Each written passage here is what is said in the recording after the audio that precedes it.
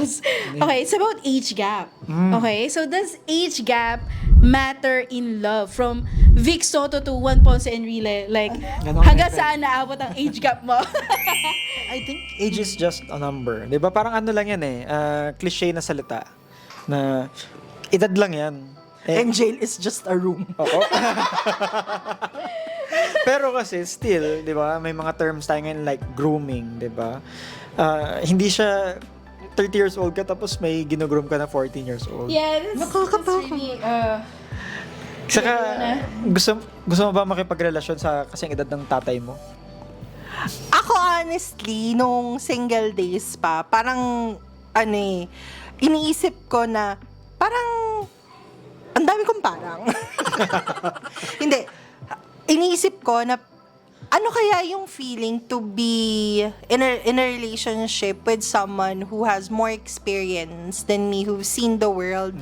Pero na ngayon na mas nagiging open tayo sa mga, yun nga, sa grooming, yung mga... Hindi kami open sa grooming, ha? Hindi, ibig sabihin ko. Hindi po. Sorry po. Huwag niyo po Sa kami aso lang iba. Hindi.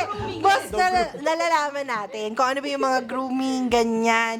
Pero, ngayon mo nare-realize na may power imbalance pala. no. Before, alam mo yung mga luma nating mga action movies, makikita mo talaga, like, yung main character, sobrang tanda na, tapos yung leading lady, grabe, parang anak na niya. Oo. Yeah. And yes, I agree. The reason why we have issues with age gap is because of grooming. So, siguro explain ko lang ng konti why that is a problem, no? Kasi, yung power imbalance, when you date a minor who obviously does not have a lot of experience or power in a relationship, that is where usually abuse happen. And a lot of people take advantage of that opportunity to abuse people who are minors. Yan. So, kaya siya issue.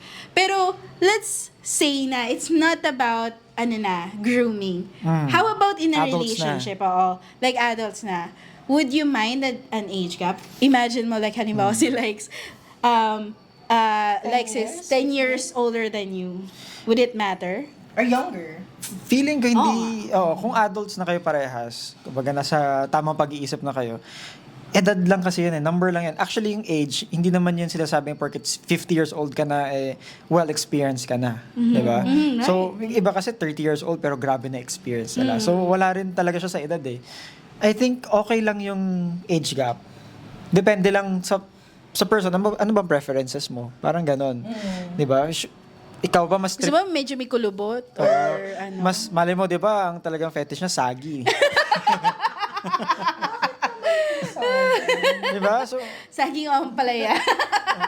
kanya-kanya lang 'yan ang mga non-negotiables, deal breakers. And if kaya mo siyang sikmurain, 'di ba? Edad lang 'yon.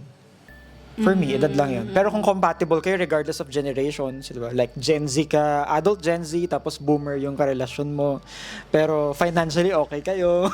Ayun. Depende kasi Okay talaga lang. sa compatibility eh.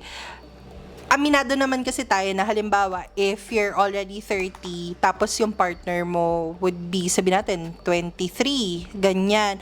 Parang fresh out of college lang or magsa-start pa lang ng work. So, kailangan nyo kasi maghanap ng something na compatible kayo.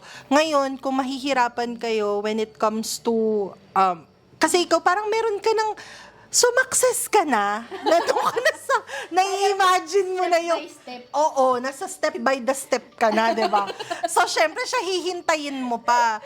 And, eto naaano ko, yung kaya mo si Leonardo DiCaprio, di ba? Yeah. Yung parang every 23 ba? Yeah. Nagpapalit siya. So, what's up with you? Ganyan.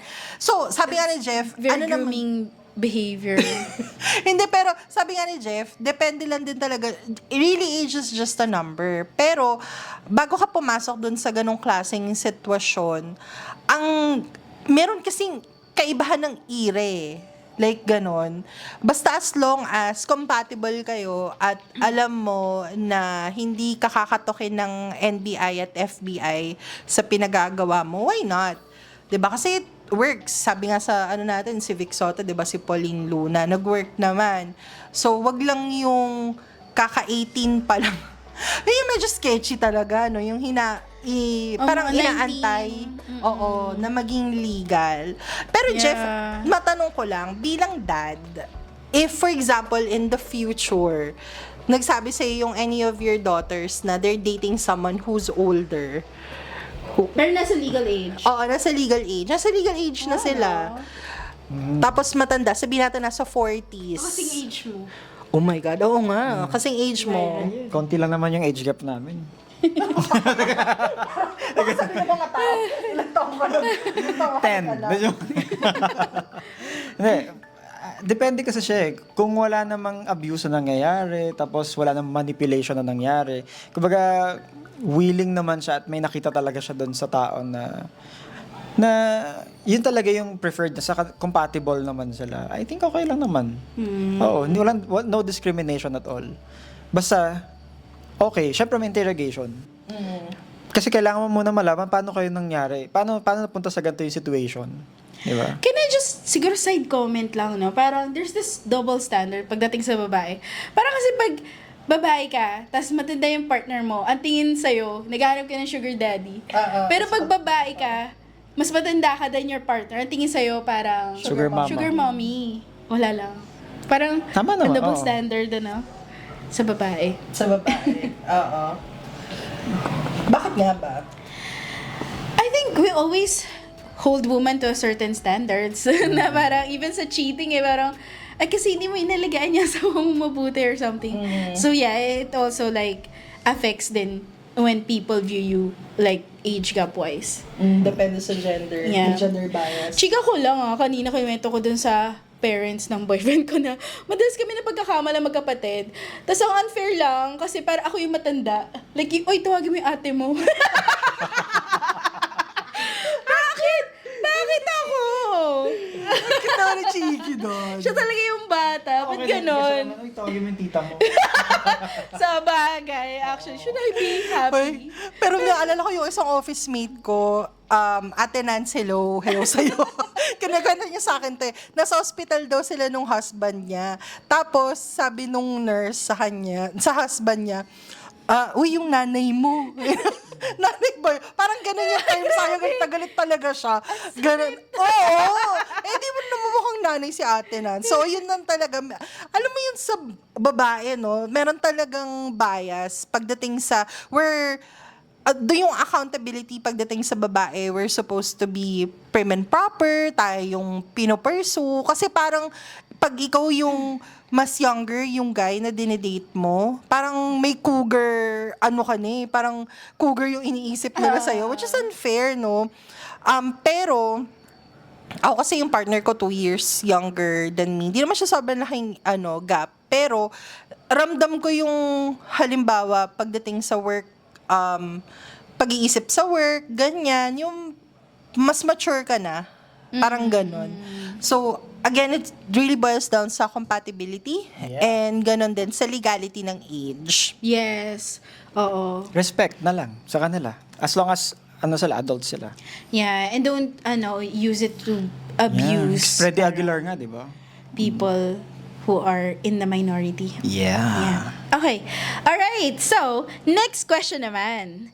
So, let's talk about love language. Okay? Okay. So, can a relationship work ba if you have different love language?